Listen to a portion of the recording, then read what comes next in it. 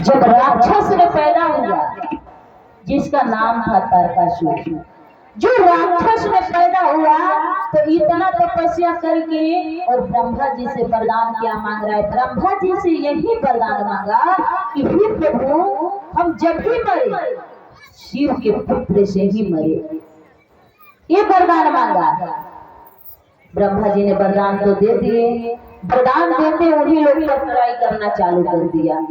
वो देवलोक में तहस नहस मचाना और राक्षस ने चालू जब कर दिया, अब सारे देवी देवता लोग त्राहिमाम अब क्या होगा। इधर तो वरदान मांगा था क्या, इसलिए वरदान मांगा था कि इधर तो भोलेनाथ की पत्नी मर गई, अब तो भोलेनाथ की कोई शादी होगा नहीं, और यदि शादी होगा नहीं, इनका पुत्र होगा नहीं, तो हमारा मरण होगा नहीं। इसीलिए वरदान मांगा था। जैसे अब देवी देवता में खलबली मची, भाई अब क्या होगा। जैसे देवी देवता में खलबली मच गई तो भगवान को जगाने के लिए सभी देवी देवता ने सलाह की, और वहां जब 87,000 तपस्या पर भगवान बैठे थे तो पहले उनको नींद से जगाने के लिए वहां अप्सरा को भेजा गया, नृत्य करने के लिए, डांस करने के लिए, गान बजान सब कुछ करने के लिए, कि कोई भगवान भोलेनाथ की समाधि तोड़वा दे। लेकिन सबको अपने से हार गया, भगवान की समाधि नहीं टूटी। लास्ट में कामदेव को बुलाया गया। जब कामदेव आए तो कामदेव से सारी बात बताए गए, तो कामदेव बोले कि नहीं, हमारे बस की बात नहीं है कि हम भगवान शिव की समाधि तोड़वा दे, ताकि उन लोग पता था कि जैसे भोलेनाथ की समाधि टूटेगा वैसे हम जल के भस्म में टूटेंगे। कामदेव को इस बात को पता था, फिर भी लोग नहीं माने। कामदेव गए और भगवान की समाधि तोड़वाने की बड़ा प्रयास किया। उन पर झूठ के 5 बाण चलाए, और बाण कोई साधारण बाण नहीं चलाए थे, बाण का नाम सप्तरूपी बाण था। जो उन्होंने चलाए, भगवान की समाधि टूटा तो नहीं, बाण चलाए, 1 चलाए, 2 चलाए, तीसरा चलाए, चौथा, 5वां में समाधि खुली नहीं, पर उनका तीसरा नेत्र जरूर खुल गया। जैसे तीसरा नेत्र खुला वही जल के भस्म हो गए। कामदेव जब भस्म हो गए तो वही उनकी पत्नी जब रोती हुई आई महादेव के पास, जब रोती हुई आई कि प्रभु ये क्या कर दिया। मान लीजिए कि किसी का पति का ये हाल हो जाए तो पत्नी तो रोना करेगी। उस समय महादेव समझा रहे, क्या समझा रहे, कह रहे हैं कि शांत हो जाओ। जब कृष्ण अवतार होगा, कृष्ण अवतार जब राधा और कृष्ण की शादी होगी और उनसे पहला बच्चा जो होगा प्रद्युम्न नाम का, वही तुम्हारा पति उस रूप में बन के आएगा और द्वापर में वही तुम्हारा पति मिलेगा। इस बात को कहकर महादेव समझा के उसको शांत किए। जैसे इधर शांत किए तले नारद बाबा इधर पार्वती के पास सभी लोग पहुंचे, तो पार्वती का रट यही था।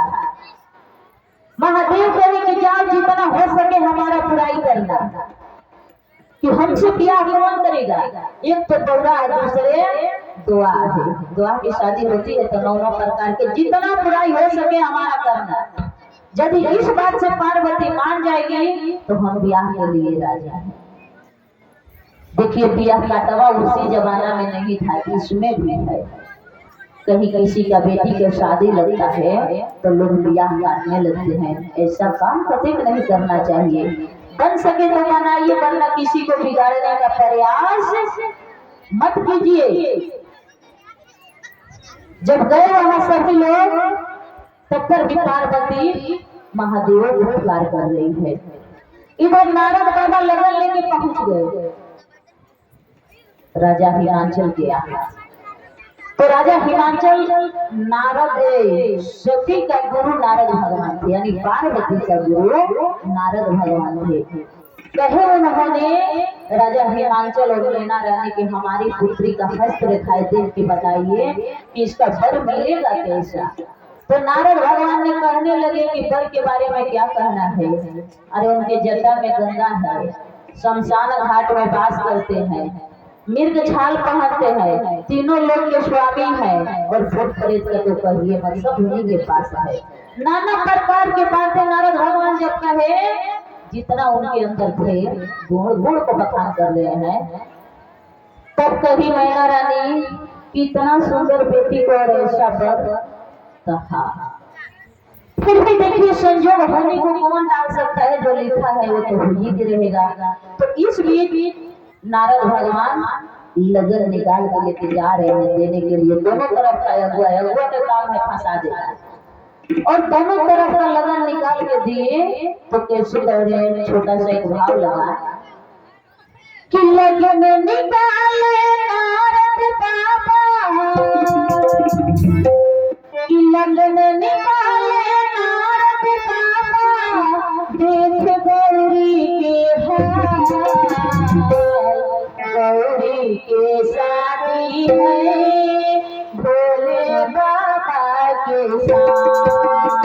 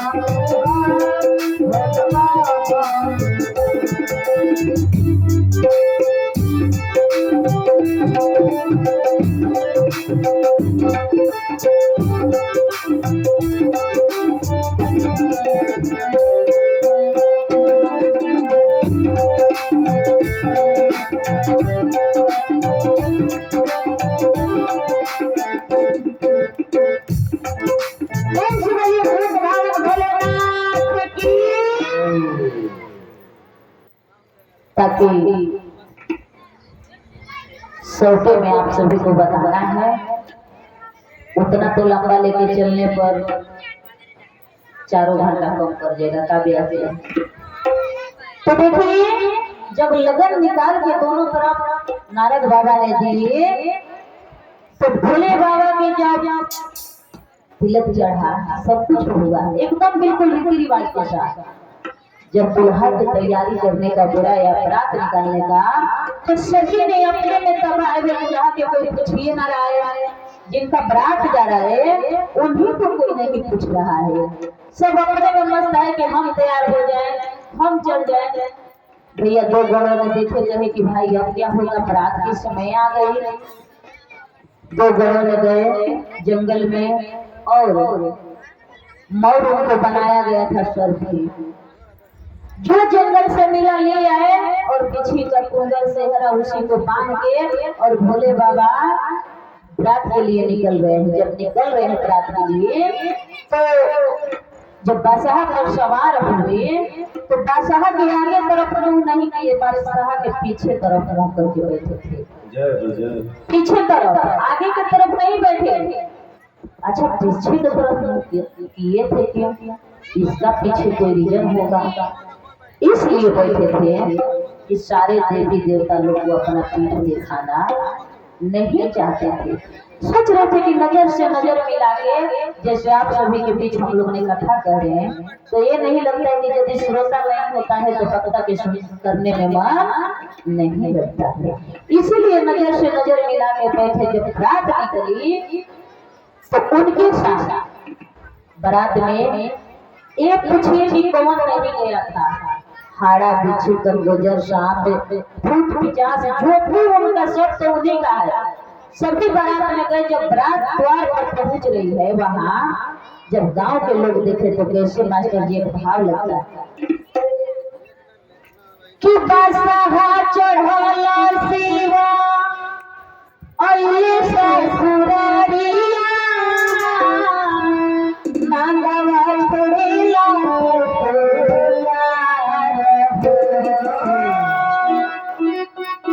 कि बादशाह चढ़ला शिवा अइले ससुरारिया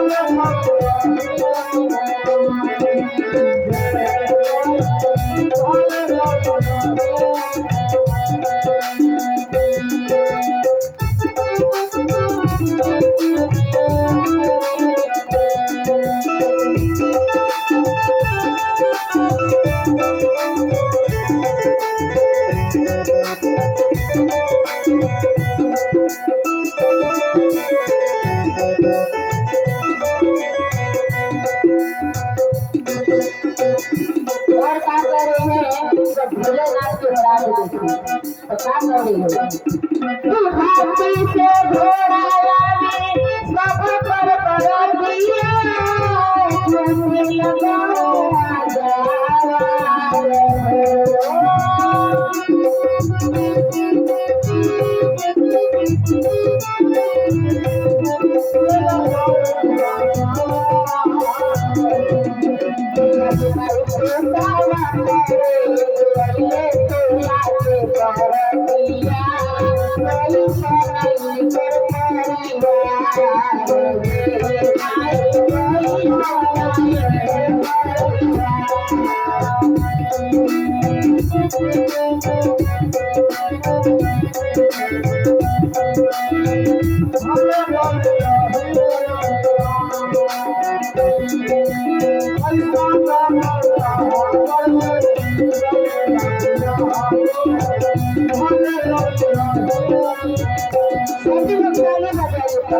किसी का ताली की आवाज नहीं आ रही है।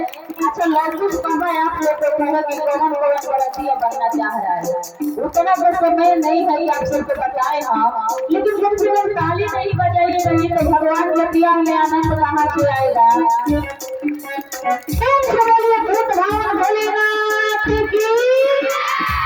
इसलिए ताली में आप लोग को खुशी मत कीजिए।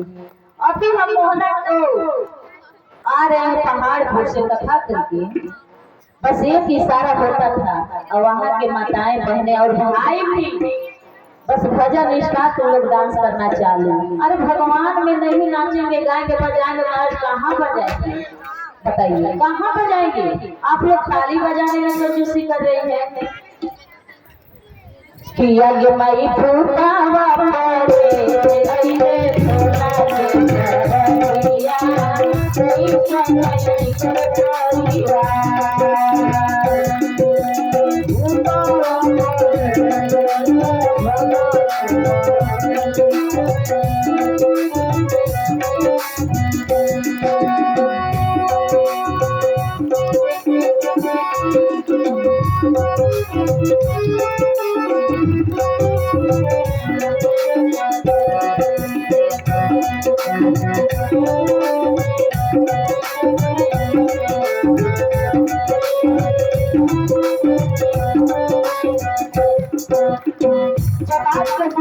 शादी हो रहा है तो ब्यूटी पार्लर में सजने के लिए जा रहे हैं, ब्यूटी पार्लर में जा रहे हैं जी सजने के लिए। लेकिन महादेव के जमाने में कोई ब्यूटी पार्लर नहीं था।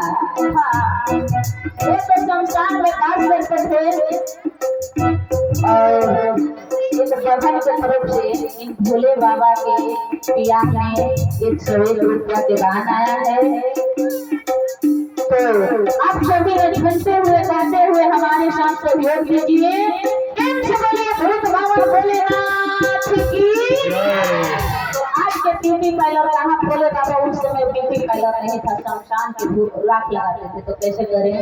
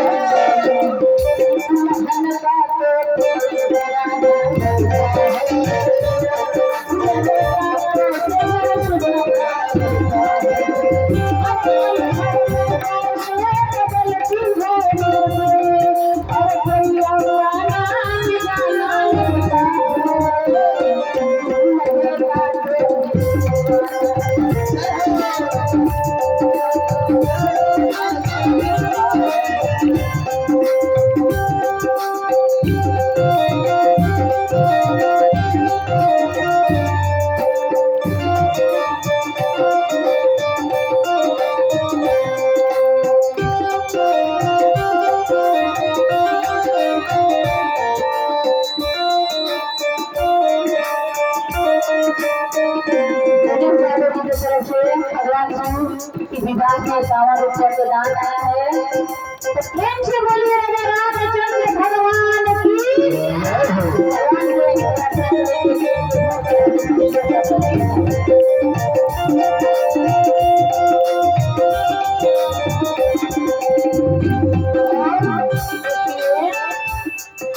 जब आज के दुल्हा ससुराली जाते हैं और बीच में थोड़ा सा फोन आ गया था, जैसे कि आज के दुल्हा ससुराली जाते हैं तो क्या कहते हैं, हमको सोना के चैन चाहिए, तो हमको घड़ी चाहिए, तो हमको कार मारुति चाहिए, तब हमें शादी करेंगे चाहे बड़ा भोजन करेंगे। कहते हैं बड़ा नाटक करते हैं कि दुल्हा का बड़ा नाटक होता है, बेटिया देते देते थक जाता है, लेकिन बेटा देकर दिमाग पूरा ना होता है।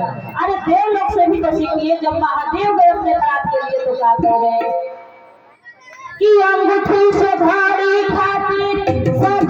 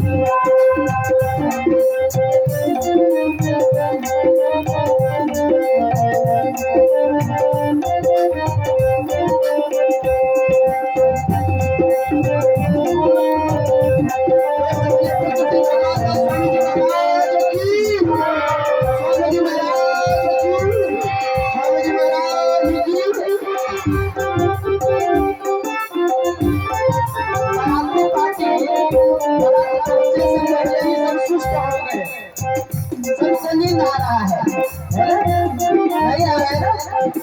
रसम बस्ती में झूमते हुए बारात जब गांव से निकलती है तो झूमते हुए, इसमें भी झूमते हुए निकलो। अच्छा, जी श्रृंगार कर रहे हैं। जब भोलेनाथ की बारात तो निकल चुकी और पंडित जी नहीं थे तो पंडित जी के रूप में हमारे पास आए भगवान का आगे ब्याह कराने के लिए। श्री श्री अखंड श्री भगवान स्वामी महाराज की जब कहाँ बारात पहुंची, संगीतमय के माध्यम से श्री विवाह होगा। जब बारात राजा जनक के थे, राजा हिमांचल के द्वार पर पहुंची तो जानते हैं वहाँ के कैसे भाव लगता है, क्या कर रही है सतिया। लेकिन आप लोग ताली बजाइएगा तो हम गाएंगे। अच्छा, घराती वाले कौन कौन है? घराती वाले कौन कौन? हाथ उठाइए जरा। घराती वाले अभी द्वार पे घराती पहुंचो है, बारात द्वारे पे आ गई है, अब उसको स्वागत में गाली सुनाना है। तो कर रही है तो सुनाओ सखिया दुल्हा के स्वागत में गाली।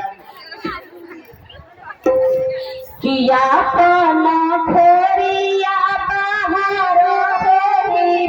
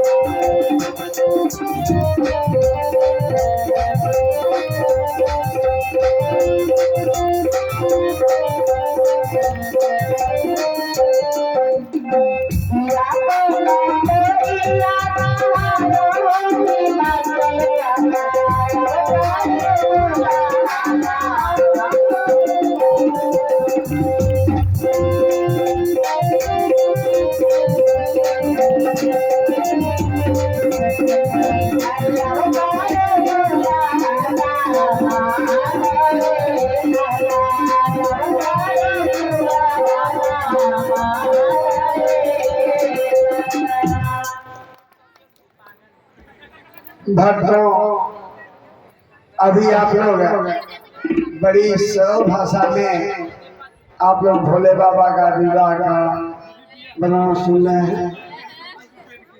तो कल और परसों मात्र 2 दिन यज्ञ बच गया, 2 दिन सारा